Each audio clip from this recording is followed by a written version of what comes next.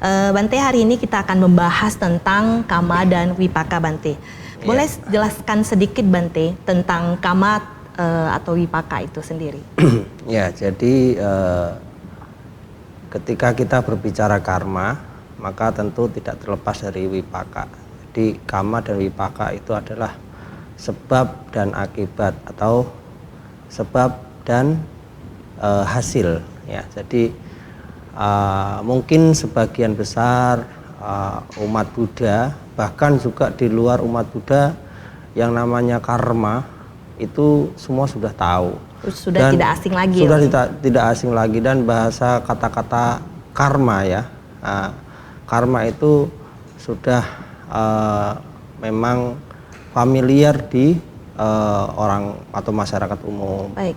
Akan tetapi pemaknaannya, arti dari sesungguhnya karma ini masih banyak yang salah ataupun disalah diartikan ya. Salah arti. Jadi karma ini kan sebenarnya bukan hanya yang buruk saja, tetapi kan orang lebih cenderung kalau yang buruk karmanya ini. Ya ini memang karmanya, ini itu karmanya.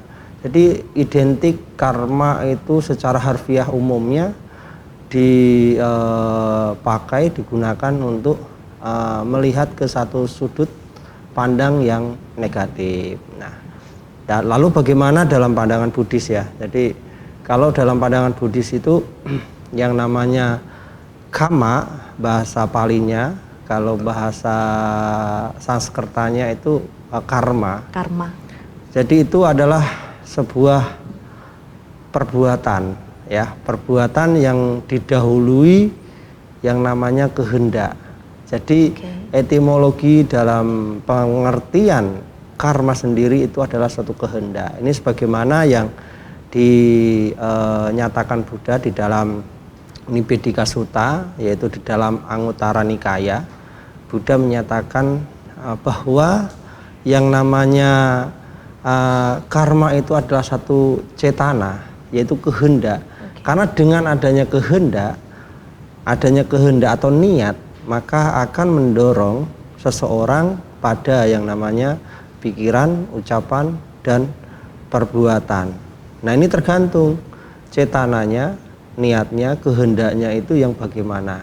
Kalau yang positif tentu akan berbuah hasil yang positif, demikian sebaliknya akan berbuah yang negatif. Nah, inilah disebut wipaka. Makanya dari sebab maka akan ada akibat. Atau dari adanya satu tindakan maka hasilnya pun akan hasil dari tindakan itu hasil sendiri. Dari tindakan itu sendiri. Baik. Jadi karma itu artinya adalah satu kondisi kehendak. Ya, jadi bukan mungkin yang sering diartikan orang ya. Jadi karma itu ya terimalah karmamu lah, terima karmamu ya. Ya, jadi ini mungkin perlu dipahami bersama. Jadi karma itu tidak semua hal yang buruk, tapi karma juga ada yang baik dan positif. Nah, jadi karma itu juga ada pembagian-pembagiannya. Jadi Bante akan meringkas sedikit penjelasan, barangkali nanti kalau misalnya nggak ngerti atau belum paham bisa menanyakan, jadi bisa langsung kirim pertanyaan. Jadi dalam karma atau pengertian karma dalam Buddha Sasana agama Buddha itu ada dua sifat ya, atau dibagi menjadi dua kelompok. Yaitu pertama kusala kama dan akusala kama. Sedangkan yang akusala kama ini yang negatif, yang tidak baik. Nah, ini dilandasi, didasari juga pasti dari yang namanya loba, dosa, moha ya. Ini akan berdampak yang negatif jelas. Kemudian yang kedua itu tadi saya katakan kusala kama, yaitu tanpa didasari yang namanya aloba, dosa, amoha. Jadi ini yang positif. Jadi ini lawan kebalikan daripada yang akusala kama. Nah, ini sifat atau kelompok daripada kondisi karma atau sifat dari karma itu sendiri. Nah, kemudian karma itu sendiri juga terbagi menjadi beberapa poin. Yang pertama di sini karma juga ditentukan atau dikondisikan dalam artian ada menurut waktu. Jadi karma juga ada waktunya, bukan berarti nggak ada waktunya. Jadi ini dibagi menjadi 4 dalam waktu ya. Jadi dalam kelompok waktu itu memiliki 4 poin lagi. Yang pertama itu karma yang menghasilkan wipaka, di sini langsung berbuah, atau bahasa palinya itu ditadama wedania kama, itu karma yang langsung berbuah. Jadi karma yang langsung berbuah dalam waktu satu kehidupan. Berarti misalnya karma ini itu berbuahnya dalam kehidupan kita saat ini. Jadi tidak akan berbuah di kehidupan wipakanya ini, hasil dari buah karmanya ini tidak akan berbuah di kehidupan yang akan datang, tetapi saat ini juga. Jadi dalam waktu kehidupan sekarang ini yang pertama. Nah, selain daripada ini yang dalam kehidupan saat ini yang berbuah, itu juga ada 2, yang negatif juga yang positif. Dibagi lagi ya? Ya jelas kan namanya waktu itu membagi 2 lagi ya. Jadi namanya satu kehidupan itu pasti akan berbuah karma yang baik, juga ada berbuah karma yang tidak baik atau yang negatif. Nah, kemudian yang kedua menurut waktu, poin yang kedua itu adalah upaja wedania kama. Nah, ini menghasilkan sebuah karma yang akan berbuah di kehidupan berikutnya. Nah, setelah kehidupan sekarang, jadi karma yang dikondisikan waktu yang akan datang, bukan pada satu kehidupan sekarang atau yang saat ini. Ya, jadi ini poin yang kedua. Nah, untuk poin yang ketiga itu karma buahnya ini bisa berkondisi berturut-turut. Jadi bukan hanya di kehidupan berikutnya, tapi di kehidupan berikutnya lagi ini masih bisa berkalpa, Pak nih. Bisa tergantung dari karma itu sendiri. Tergantung dari karma itu sendiri. Makanya bobot karma itu kan tidak bisa kita yang menentukan ya.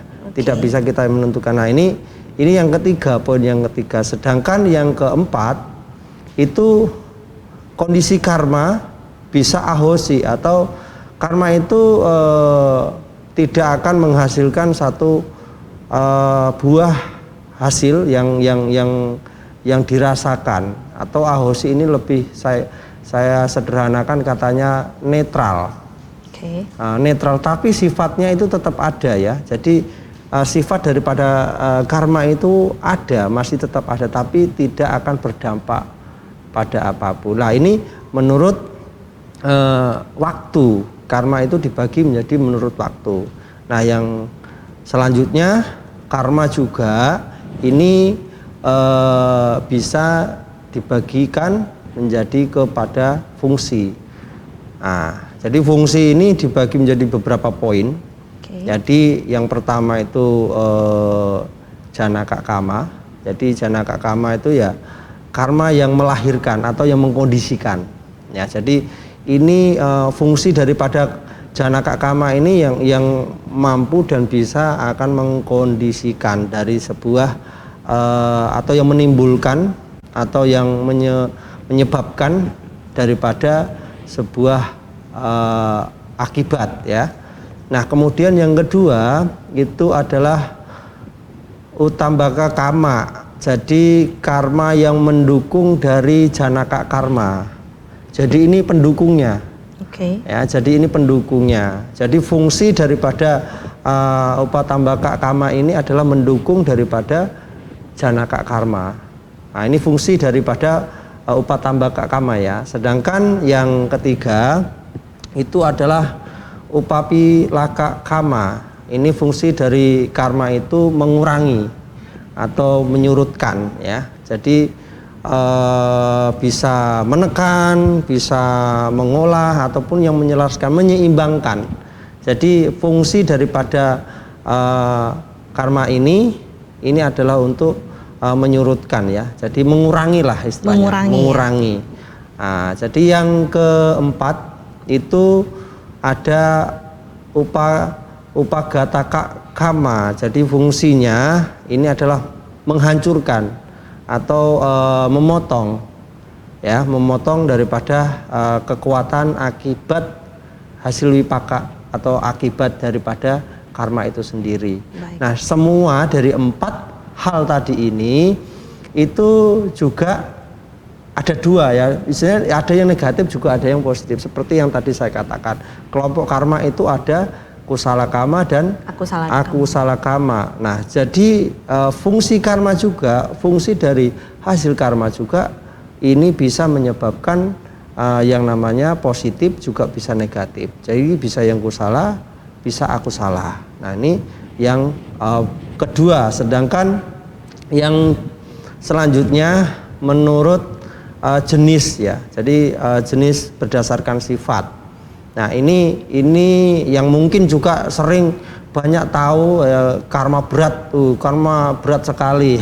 Ini juga cenderung banyak diartikan yang negatif, padahal ada yang positif. Okay. Nah, ini yang pertama itu adalah garuka kama. Itu yang memang karma berat ya. Ya memang berat karmanya, cuman ya ada yang positif ini. Jadi bukan berarti yang negatif. Nah, jadi yang pertama ya garuka kama ini bisa akusala garuka kama. Ini adalah karma yang terberat, yang buruk sekali. Ini bisa menyebabkan, mengakibatkan kelahiran pada kehidupan selanjutnya itu yang sangat dalam sekali atau yang sangat berat sekali menderitanya ya. Ini akan terlahir di alam awiji atau niraya awiji. Contohnya seperti apa itu Bante? Ya, perbuatan apa yang sampai bisa nanti kita akan dijelaskan di belakang kita ya. Akan, baik. Ini lebih saya menyampaikan pokoknya dulu. Nanti baik, kita Bante akan berikan contoh-contohnya seperti apa karma-karma yang bagaimana. Ya, jadi ini lebih ke pemaparan kilas umumnya saja. Ya, jadi yang kedua itu adalah asana kama. Jadi asana kama ini bisa diartikan adalah karma yang muncul saat dimana sebelum orang mau meninggal atau orang mau mati, ini akan muncul. Ya, jadi ini asana kama nimita. Kemudian ada yang ketiga adalah acina kama nimita. Nah, ini atau juga diartikan bahula kama. Nah, ini adalah karma kebiasaan. Jadi karma kebiasaan, karma yang dibiasakan. Jadi dari kondisi kebiasaan yang dilakukan seseorang itu, nah ini akan muncul atau ini akan menyebabkan atau mengakibatkan sebelum orang meninggal ini. Dan ini mempengaruhi pada kelanjutan kehidupannya atau kelahiran berikutnya.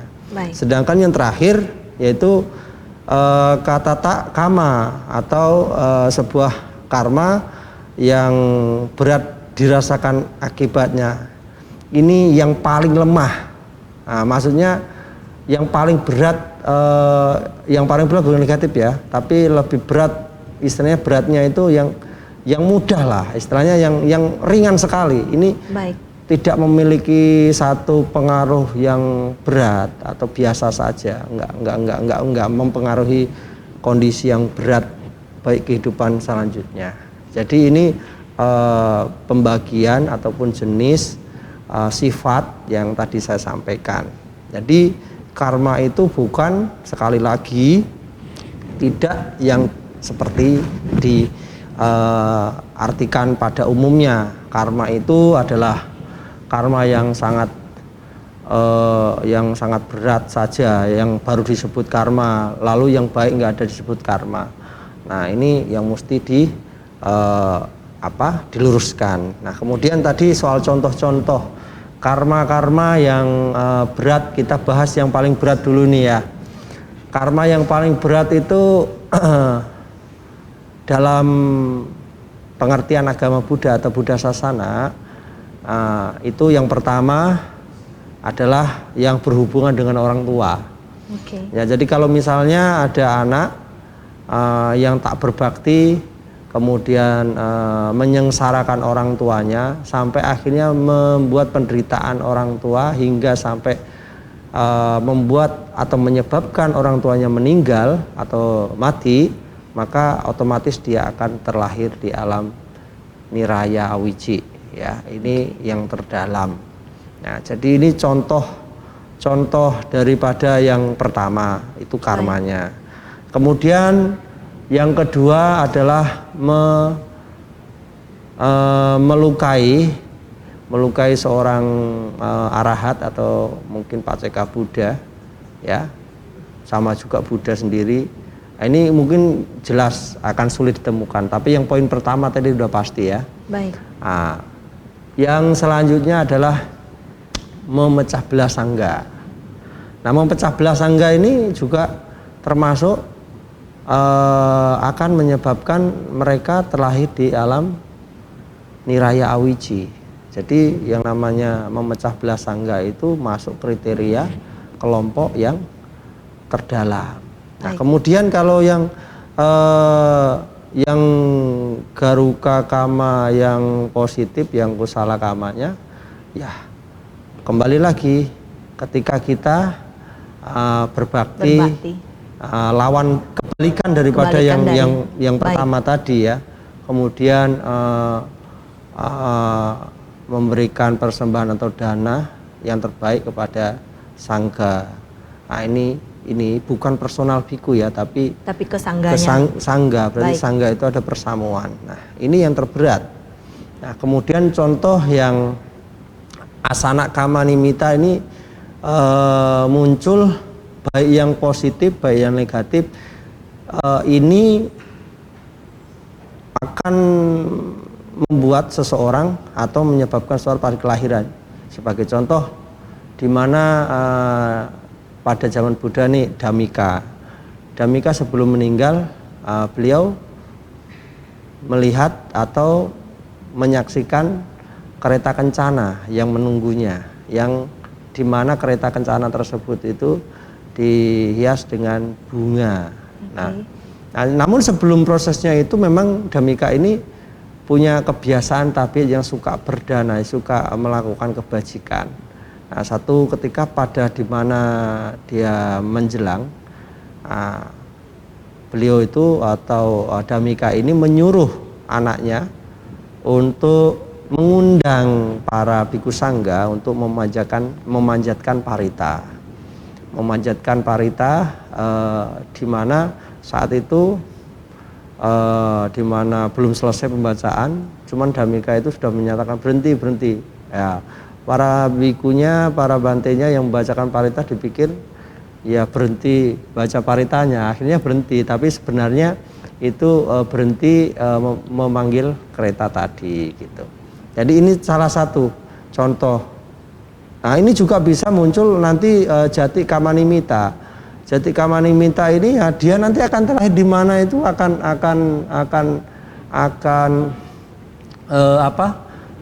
dirasakan sebelum meninggal, dia sudah merasakan. Sebagai contoh, mungkin kita sering mendengar atau mungkin dari keluarga kita atau saudara kita, kok katanya melihat, kok katanya mendengar, gitu kan. Kadang yang sudah tua-tua itu kayak mendengar, melihat ini itu, banyak mendengar suara-suara ini. Sebenarnya yang didengar atau yang dilihat itu bukan suara sungguhan ataupun yang dilihat itu bentuk-bentuk sungguh, tapi ini bagian daripada kondisi yang nanti akan dijalani atau kehidupan berikutnya seperti apa dia.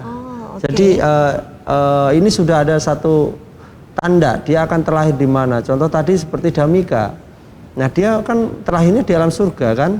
Nah, jadi dia melihat yang baik-baik, ya. Jadi ya bersukacita, senang, gitu. Tetapi kan ada juga yang mau meninggal, ketakutan, kecemasannya itu sangat sangat sangat banyak sekali. Baik. Nah, jadi kalau yang poin ini barangkali misalnya ada yang di rumah, ya bisa kita tuntun baca parita atau kita ingatkan untuk agar melafal mungkin nama Buddha kan.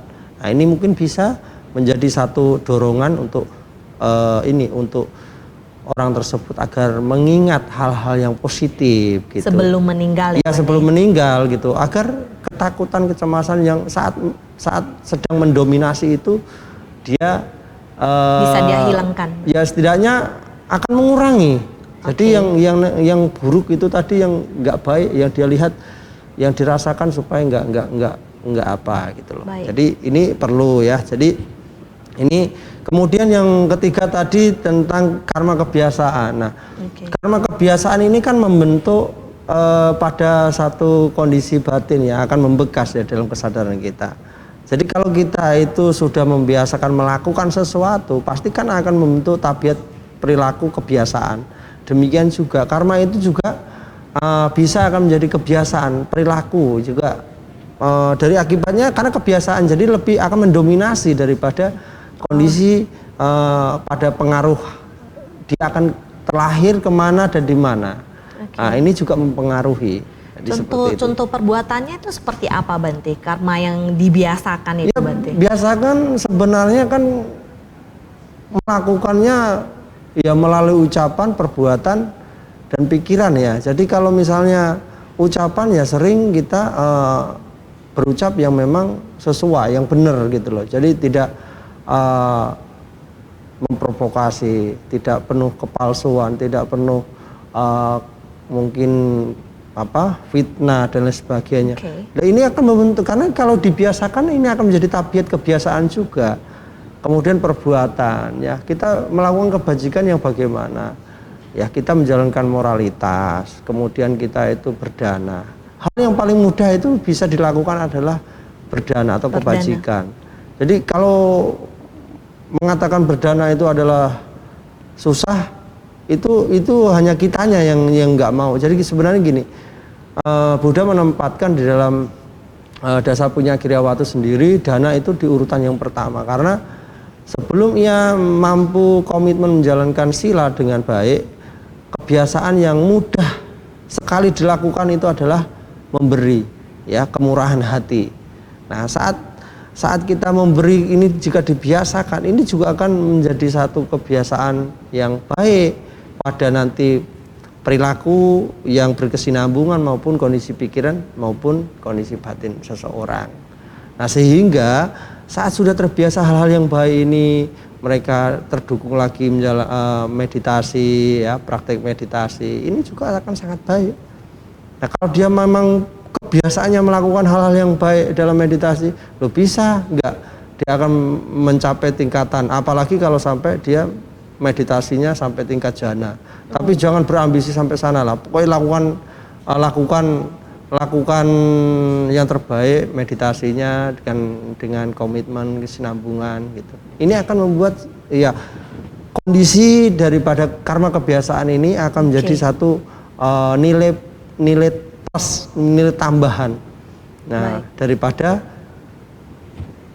yang akan dirasakan nanti. Jadi kalau misalnya orang tersebut hanya dia berdana Bante, tapi dia tidak menjalankan apa yang tadi Bante bilang, meditasi. Kalau sila memang kita setiap orang tetap menjalankan ya Bante, walaupun tidak atas sila, beda ya, atas sila sama kita menjalankan. Jadi, sila itu beda. Kalau perumah tangga itu menjalankan Pancasila ya, 5 sila, sedangkan kalau tangga sila atau yang lebih artikan uposatha sila itu kan di hari-hari tertentu, tidak hari setiap hari. Baik, begitu. Jadi kalau misalnya orang tersebut dia hanya berdana saja Bante, tapi dia tidak melakukan apa yang tadi Bante bilang, meditasi atau dan lain sebagainya, apakah ini ada hasil yang baik kah atau tidak gitu kan? Ya jelas kesempurnaan kan jelas kurang. Kalau misalnya contohnya kamu makan nasi, sayuran sama lauk, itu sempurna kan. Nah, tapi kalau hanya makan salah satunya apakah sempurna itu? Oke. Ya, tetapi kan bukan berarti tidak baik. tetap akan ada yang baiknya di sana. Walaupun hanya nasi misalnya, tetap positif gitu loh. Karena di sini ada kondisi yang baik telah dilakukan. Baik. Makanya dalam menjalankan ajaran Buddha sebenarnya atau praktik dharma ini semua itu saling berhubungan. Jadi saling berhubungan, saling memiliki keterkaitan. Karena dari semua jaringan inilah yang akan membuat kesempurnaan. Ini contohnya seperti inilah. Kalau kamu cabut sayuran yang ada di depan wihara itu, akarnya itu bukan hanya satu saja, tapi banyak akar itu. Entah itu akar penunjang atau akar serabut dan lain sebagainya. Akan banyak akar. Kenapa? Karena dengan semua akar yang ada ini yang akan membuat kesempurnaan. Akhirnya buah atau hasil yang sayuran itu baik gitu loh. Nah, jadi ya demikian juga ini analogi yang sederhana. Jadi kalau kita ingin sempurna dalam mendapatkan hasil, ya maka lakukan. Harus menjalani itu semua ya, Mas? Iya, jadi makanya ya selain daripada itu semua kan ada pupuk-pupuk, siram lagi ya kan. Bukan hanya kondisi daripada misalnya 3 ya, dana, sila, samadhi. Tetapi juga ada pendukung-pendukung lain yang mesti dilakukan. Makanya tadi di atas kan ada saya sebutkan, ada karma pendukung ya kan. Jadi karma pendukung ya ini yang membantu akan mengkondisikan lah. Kemudian kalau karma yang buruk yang dirasakan dalam kehidupan sekarang misalnya, kan ini juga banyak dipertanyakan mungkin kan. Karma buruk atau karma lah ya, karma yang negatif. Kalau yang baik pasti nggak usah dibahas. Yang nggak baik ini loh ya, pasti akan membuat kesengsaraan pasti kan. Kalau yang baik sudah jelas pasti akan membahagiakan. Sekalipun dia itu terlahir dalam kondisi seperti apa, sekalipun dia itu misalnya lah buruknya terlahir dia saat ini menjadi orang yang mungkin cacat atau tidak sempurna. Kalau di dalam Sappurisa-dana Sutta kan disebutkan juga kalau ia yang terlahir di keluarga yang seperti apa, kesempurnaan fisiknya bagaimana, mentalnya bagaimana, mendapatkan kehormatan, kedudukan, jabatan dan lain sebagainya, kekayaan ya, keberuntungan, itu semua karena dari kebajikan. Nah, saat dimana seseorang terlahir dalam kondisi ya kekurangan tadi, dalam artian ya dia terlahir di kondisi yang tidak baik, serba kekurangan, terus dia cacat, tetapi ya karena dia itu memiliki karma baik sehingga akhirnya ada aja orang yang membantunya,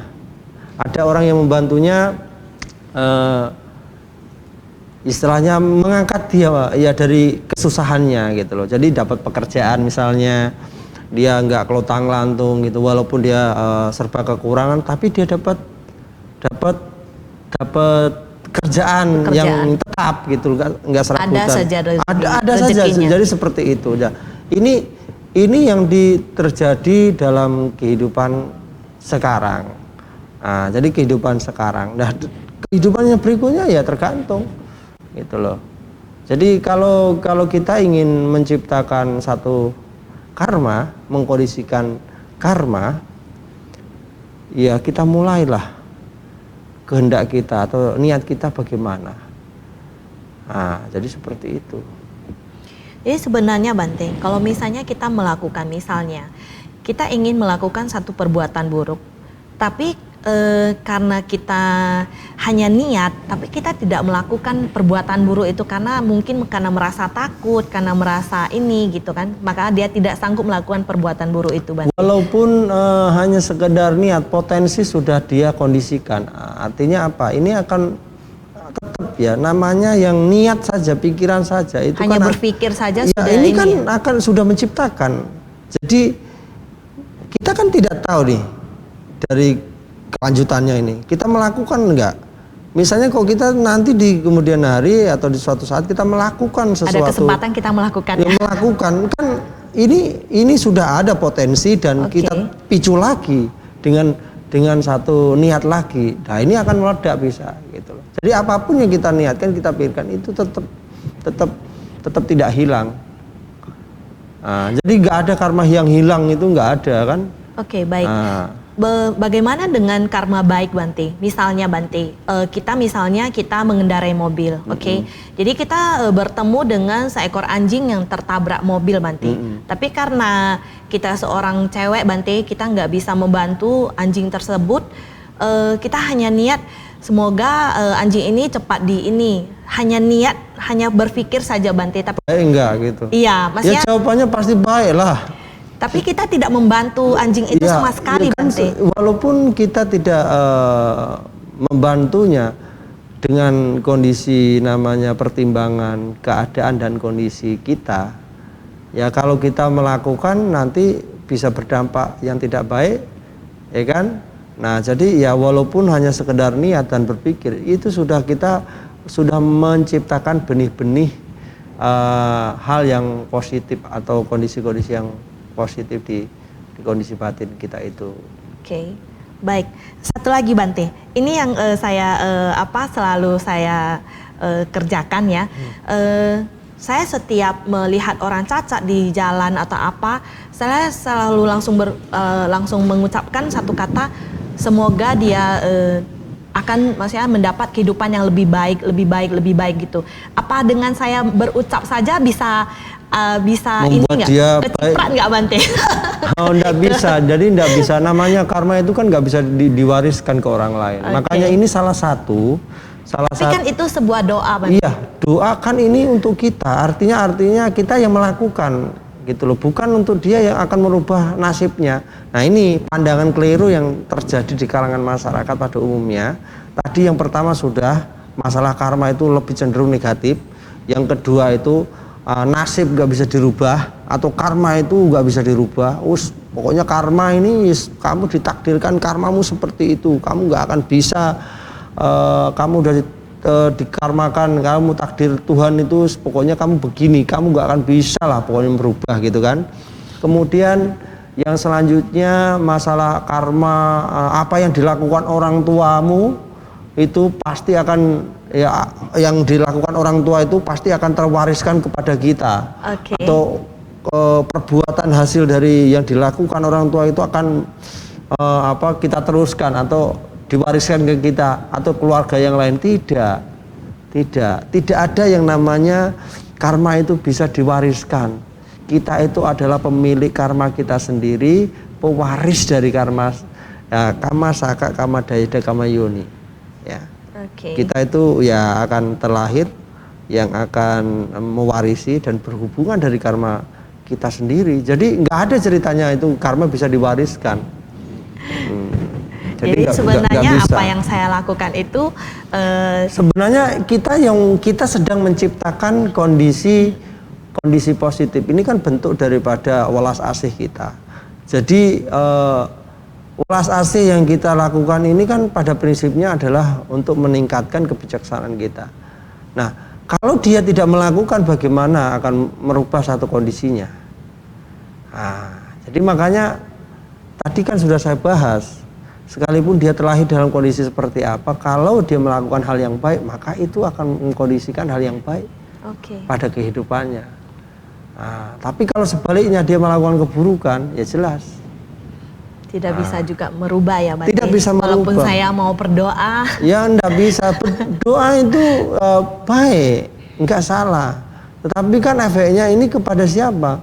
Kalau ada potensi karma yang baik, ini akan menghubungkan. Tetapi kalau tidak, ini hanya untuk membuat kita menjadi kita tidak berpikir negatif, kita tidak berharap mereka celaka atau orang lain menderita.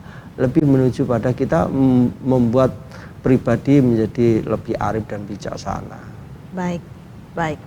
Berarti saya teruskan saja ya perbuatan saya itu Bante. Ya enggak masalah. Jadi gini loh, berbuat baik itu kan tadi banyak macamnya. Jadi baik ucapan, perbuatan maupun pikiran. Ya kan, lah ucapan kamu ya semoga mereka terbebas dari penderitaan, semoga semua makhluk berbahagia. Ini kan ucapan dan pikiran kita sudah meniatkan, walaupun kita tidak berbuatnya artinya ya menyelamatkan makhluk, semua makhluk kan nggak mungkin sanggup kita bukan seorang Buddha kan gitu. Tetapi kita sudah mendorong nilai benih-benih positif, benih-benih kebaikan Ya, benih-benih kusala karma itu ada dalam diri kita. Loh, ini kalau dilakukan terus kan akan menjadi satu seperti tadi sudah ada. Kalau diterus berkesinambungan hal yang baik ini kan akan menyebabkan sesuatu yang besar, sesuatu yang tidak kecil lagi gitu loh.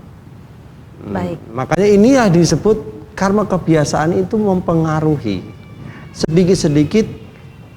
Lama-lama kan jadi banyak ya, menjadi bukit kan, menjadi begitu. bukit. Baik.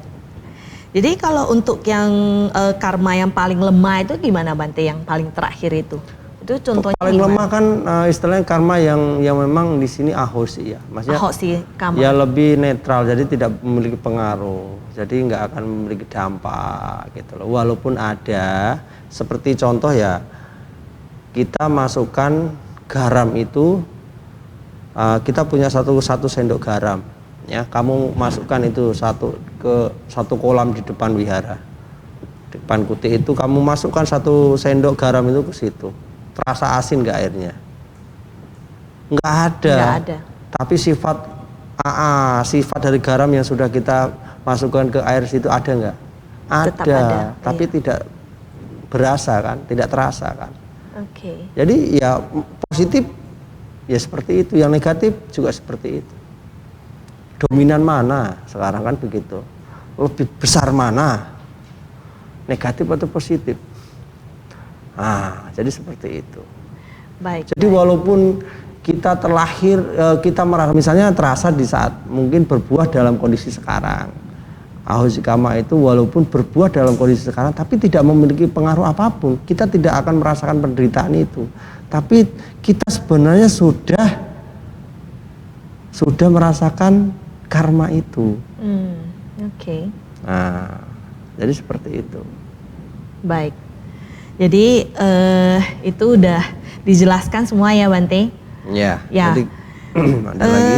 Baik. Ini yang pertanyaan yang kedua Bante. Bante, bagaimana dengan pandangan keliru mengenai karma di dalam ajaran Buddhis? Ya mungkin tadi ada dijelaskan tadi sedikit, sudah mungkin bisa dijelaskan lebih detail lagi. Saya sudah sampaikan tadi bahwa ini yang menjadi kekeliruan kebanyakan. Kebanyakan itu ya kan, karma itu diartikan negatif, karma bisa diwariskan. Jadi kalau bapaknya berbuat buruk, anaknya nanti yang akan terima karmanya. Bapaknya yang melakukan kok anaknya yang terima, ini mana masuk akal ya? Enggak. Jadi kemudian yang selanjutnya tadi masalah yang karma yang ditakdirkan, pokoknya nggak bisa dirubah, itu nggak bisa seperti itu. Kita bisa merubah takdir kita, karma kita kok. Jadi bisa dirubah, nggak ada yang tetap dan abadi di dunia ini. Dia bisa merubahnya itu melalui full perbuatan atau? Lah ya, makanya full ya bisa juga, bukan berarti nggak bisa full. Makanya tergantung kekuatannya gimana. Kalau kamu kekuatannya itu dayanya kecil, mau merubah menggerakkan yang besar kan nggak mungkin. Dan misalnya kekuatan listrik lah ya, dayanya cuma hanya 900 watt, tapi mau ngangkat 10.000 mana sanggup kan? Nggak bisa. Tapi gini Bante, kadang ada yang dia sudah mengikuti anjuran, misalnya dia ketemu seorang biku dan Bante itu mengatakan kamu terus melakukan kebajikan, tapi dia tapi tidak merubah apapun Bante dalam hidupnya.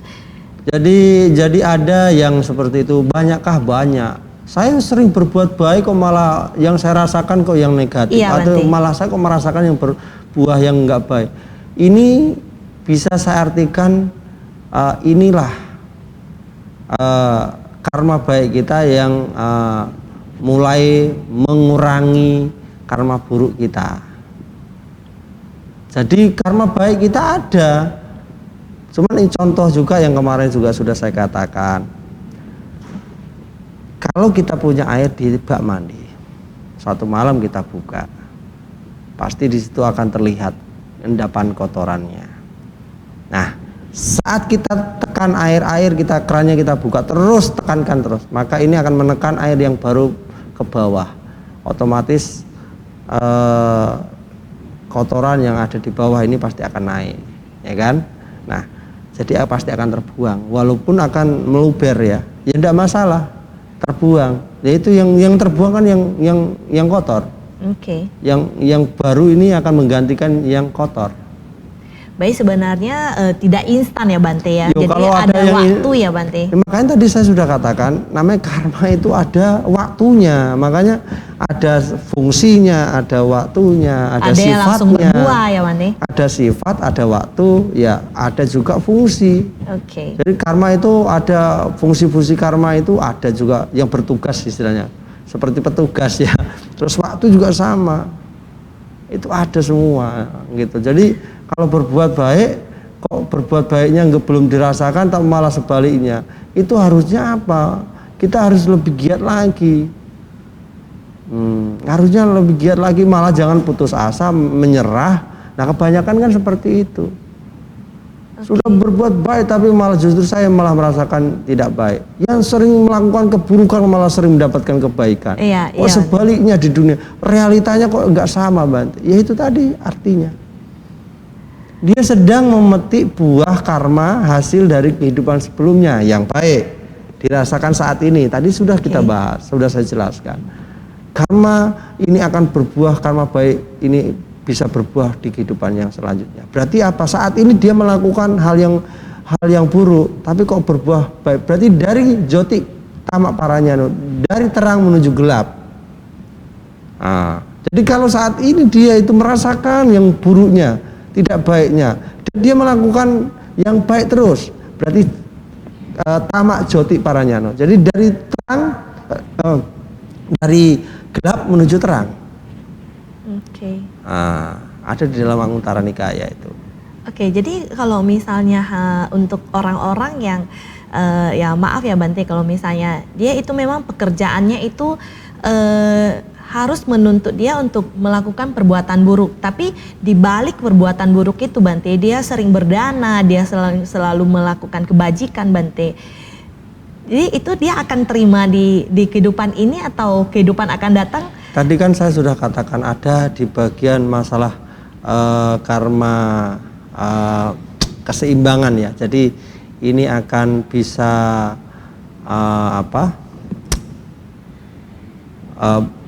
mempertimbangkan. Jadi karma ini bisa ada tugas masing-masing kan. Akan membuat satu membaginya masing-masing. Karma itu akan ini bobotnya bagaimana sih gitu loh. Jadi yang buruk sekian, yang negatif, yang positif sekian. Jadi kira-kira ini keseimbangannya bagaimana? Itu dari karma sang waktu dan sifat. Jadi ya bukan kita yang menentukan. Memang karma sendiri itulah yang menentukannya sendiri. Baik. Jadi keseimbangan itu misalnya kan kalau kita berbicara seperti itu banyak enggak sih? Banyak umat kita di kalangan umat kita ini yang masih misalnya mereka mencari nafkah atau bekerja yang tidak sesuai gitu. Apakah ini buruk? Enggak buruk sebenarnya, memang tidak tepat. Tetapi apakah ini salah? Ya enggak salah juga.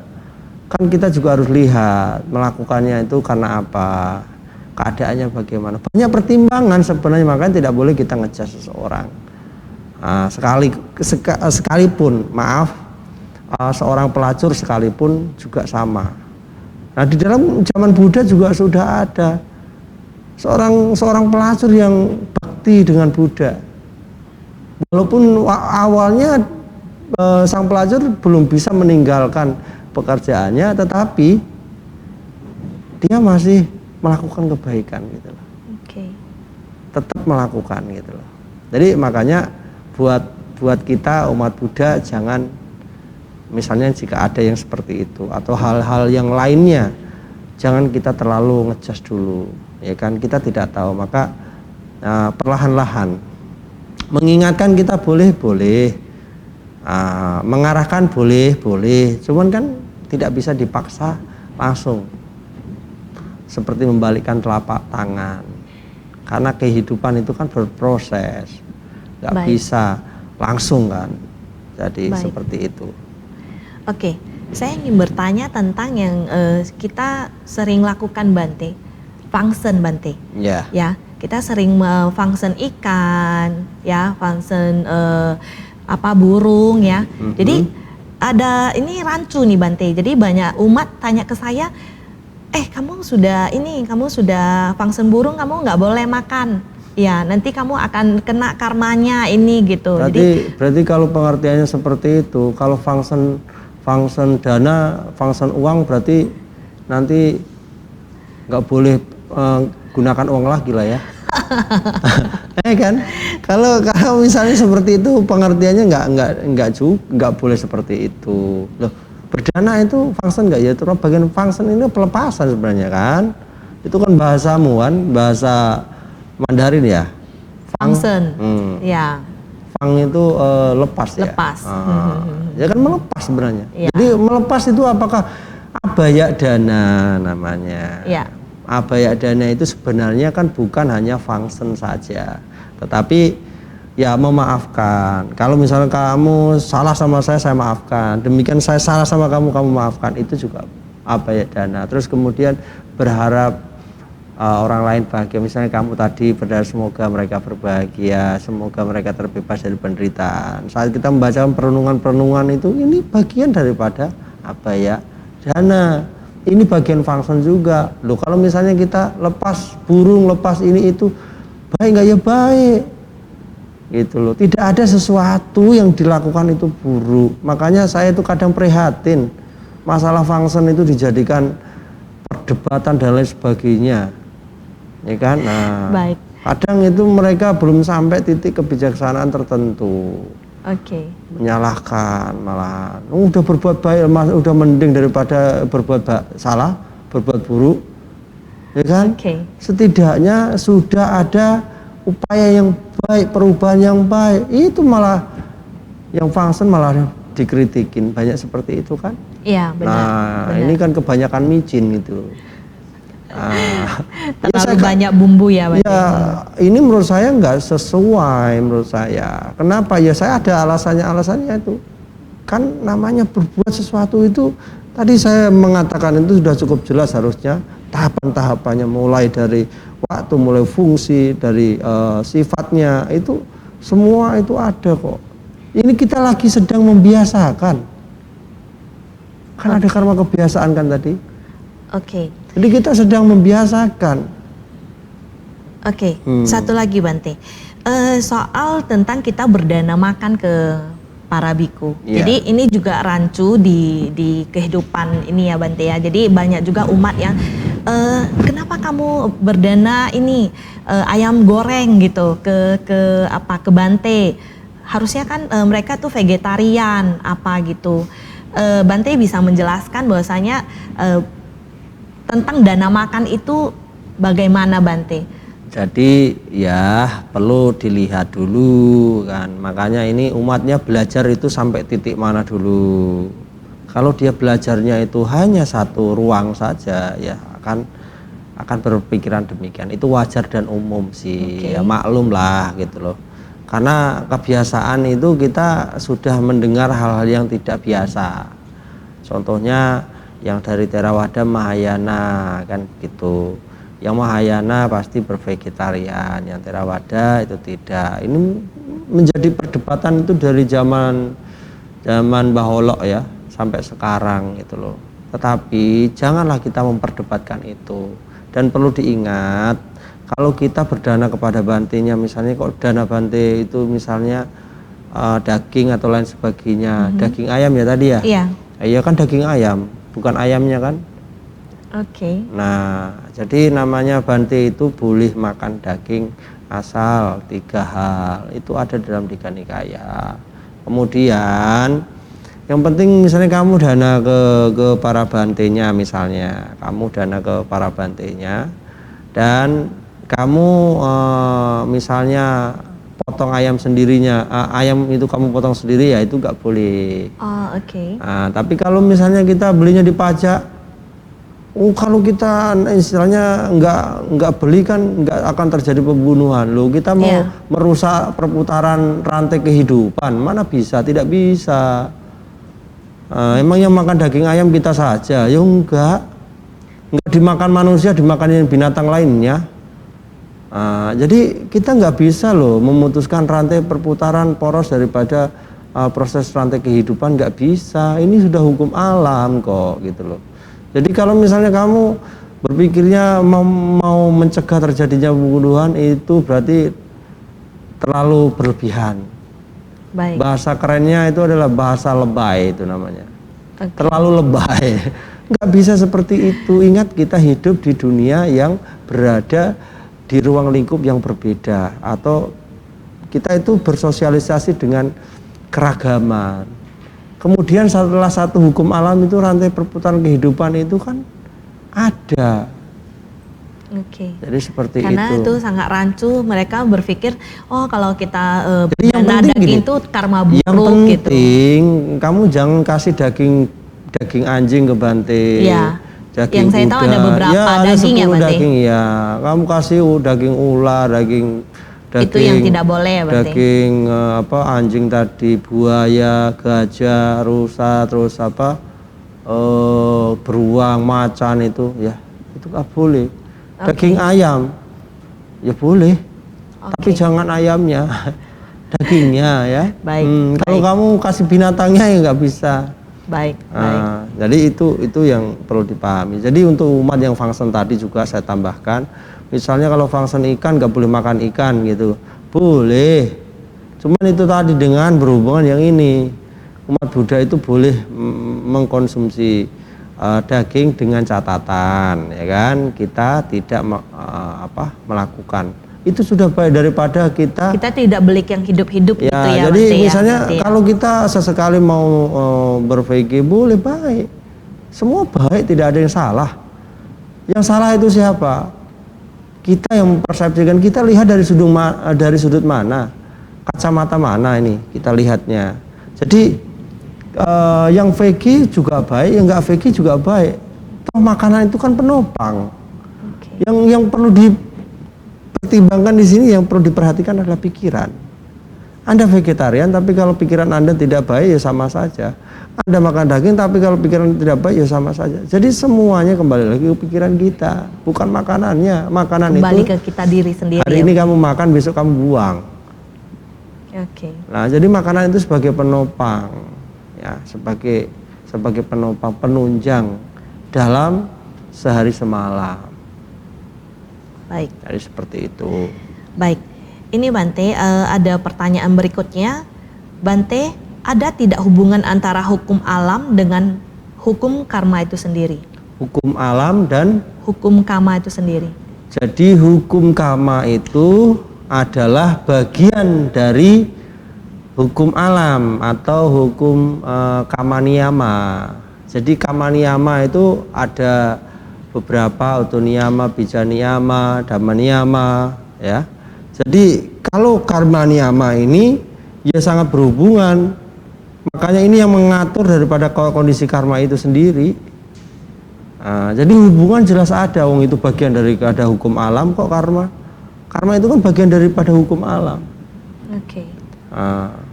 Kita melawan karma tidak bisa, tetapi kita mengikuti karma dengan menjalani karma dengan cara yang berbeda itu. Ya istilahnya kita harusnya karma buruk yang kita rasakan, tetapi lebih dominan yang baik kita yang kita kondisikan lebih dominan di situ. Karma buruknya kita rasakan tidak, tapi tetap berbuah begitu. Baik, baik. Jadi nggak akan hilang, karma itu nggak akan hilang. Misalnya, oh karmamu itu akan hilang, itu nggak bisa. Nggak ada karma hilang, itu nggak ada. Yang ada akan. Jadi nggak ada istilah bahasa umum di luar ini dalam pandangan artian Buddhis, dosamu itu akan hilang gitu kan? Nggak ada dosa hilang itu, istilahnya seperti itu. Baik. Nggak ada. Tetap ada. Oke. Sifat itu tadi, karena karma kan ada kondisi sifat, makanya masih ada di dalamnya. Baik, Bante, ini ada umat yang tadi kembali ke tadi yang makan vegetarian Bante. Ya. Katanya makan vegetarian tapi cialang Bante. Itu ancoa Bante katanya. Jadi ya tadi ya istilahnya kalau orang Medan laut cua itu ya. Laut cua ya kan. Ya jadi tadi ya untuk saudara penanya, terima kasih sudah bertanya. Nah, jadi begini, kembali lagi ke pikiran kita kan. Makanan, sekali lagi saya garis bawahi, makanan tidak akan menjamin kesucianmu, tetapi pikiranmu lah yang akan menjamin kesucianmu. Oke. Jadi karena dengan pikiran, karena niat, kehendak tadi akan berbuah pada ucapan maupun perbuatan. Jadi ya itu lebih buruk kan? Wah, makanya vegetarianisme, ini terlihat religius, tapi cialang ya siang mah, ya itu besai, ya. Tapi Bante, ini orangnya makan daging aja sukanya ya kan? Tapi orangnya baik hati, rendah hati, ya baik karena niatnya baik, nggak ada niat yang buruk, nah, kan begitu. Jadi kalau mengartikan, jadi kalau makan vegetarian tidak menjamin ya Bante? Tidak menjamin, makanya makanan itu tidak menjamin, tetapi baik. Dari perbuatan itulah, dari pikiran atau niat seseorang, ya kehendak orang itu yang akan menyebabkan. Baik, ya jadi sudah terjawab ya Ko. Ya kita ke pertanyaan berikutnya Bante. Dari anonim dia tidak mau menyebutkan namanya. Ya. Bante, ada yang bilang manusia makhluk cahaya Bante. Apakah pada saat seseorang meninggal akan kembali ke bentuk cahaya sehingga sangat penting untuk kontrol kesadaran dan keinginan saat meninggal yang berpengaruh pada reinkarnasi? Apakah bila berhasil kontrol sehingga tidak memiliki keinginan pada saat meninggal tersebut, maka tidak mengalami reinkarnasi lagi? Jadi ya, ini kan namanya kama dan punabhawa, berarti kelahiran. Kama menyebabkan kelahiran. Ya, jadi bahasa palingnya itu kama punabhawa. Jadi manusia itu ya memang sekilas ya di dalam Agana Sutta itu disebutkan manusia, makhluk apapun itu serta kondisi dunia ini dikondisikan ya dari makhluk abasara, itu dari cahaya ya, ada di dalam Agana Sutta. Nah, proses dari cahaya menjadi satu bentuk fisik atau nama dan rupa itu butuh proses yang panjang. Jadi satu proses yang panjang dan tahapan-tahapan. Dan di sini yang membentuk akhirnya nama dan rupa atau jasmani dan batin itu tidak sama karena apa? Faktor loba dosa moha yang ada pada makhluk tersebut. Nah, jadi tergantung potensi yang mana. Kan loba dosa moha itu menjadi satu akar atau kusala mula cita kita juga yang akan menyebabkan satu pengkondisian gitu loh. Penciptaan berarti kan. Jadi kita akan membentuk kondisi itu sendiri. Nah, jadi kalau kita ingin terbebas daripada kelahiran kembali atau punabhawa, maka tentu yang mesti dilakukan adalah satu proses menuju pencapaian yang tertinggi atau kita harus memutus rantai kelahiran, ya harusnya ya nibbana. Nah, makanya kebahagiaan tertinggi kan nibbana sih, nibbana para mangsukang sih. Nah, jadi itu adalah satu kondisi yang tidak akan lagi ada yang namanya kelahiran. Tidak ada. Kalau kita sudah mencapai nibbana, udah pasti tidak ada kelahiran kembali. Sudah jelas tidak akan ada lagi. Jadi makanya kenapa poin di dalam Owada Patimuka itu sucikan hati dan pikiran kita. Itu lebih cenderung membuat wisudi atau kemurnian daripada kondisi batin sebenarnya. Nah, karena batin ini kan disebut nama, ini kan kondisi satu kesadaran. Nah, kesadaran ini kita sucikan atau kita wisudikan gitu loh. Okay. Jadi kita bersihkan, ini yang kita bersihkan itu adalah kesadaran kita, batin itu sendiri. Nah, makanya untuk kembali lagi menuju ya tadi ditanyakan. Nah, Baik. jadi di situ sudah tidak ada lagi ya kelahiran kembali. Apakah seorang perumah tangga bisa mencapai nibbana, Bante? Ya bisa, nggak harus biku kok. Jadi nggak harus biku ya, nggak harus Bante? apa. Ya semua bisa, semua umat Buddha bisa. Cuman kan bedanya kemungkinan kan sulit kalau seorang garawasa gitu loh. Oke. Karena ada tahapan-tahapan ya kan harus menjalani kehidupan suci atau tidak berumah tangga, istilahnya kan begitu. Yang harus ditempuh gitu loh. Oke, baik. Nah, jadi untuk menuju itu bukan menggunakan meditasinya, juga bukan meditasi samatha bhavana, tapi vipassana bhavana. Dan tentunya dimulai dari samatha. Itu dasar meditasinya itu samatha, baru menuju kepada vipassana. Baik. Dan itu mencabut 3 akar daripada 3 tadi, ya loba dosa moha.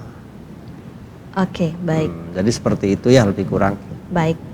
Jadi udah jelas ya Ko, terima kasih untuk pertanyaannya. Ini pertanyaan berikutnya Bante. Ini sebenarnya lanjutan cerita dari yang kemarin Bante. Yang pertanyaan realita kehidupan yang ya minggu lalu kita bahas. Jadi suami yang meninggal itu Bante. Suami Cici ini meninggal yang dia setiap hari dia galau, sangat tidak tenang, dan dia bisa bangun terbangun pada jam 5 atau 6 pagi dia baru bisa terlelap Bante. Jadi yang dia ingin tanyakan pada saat sekarang, Bante, dengan kondisi saya saat ini Bante, apakah karma buruk saya sedang berbuah? Apakah dengan saya membaca parita, mendengarkan dhamma itu apakah termasuk karma baik, dan apakah bisa mengurangi karma buruk yang sedang saya jalani sekarang Bante? Jawabannya bisa. Bisa. Iya bisa.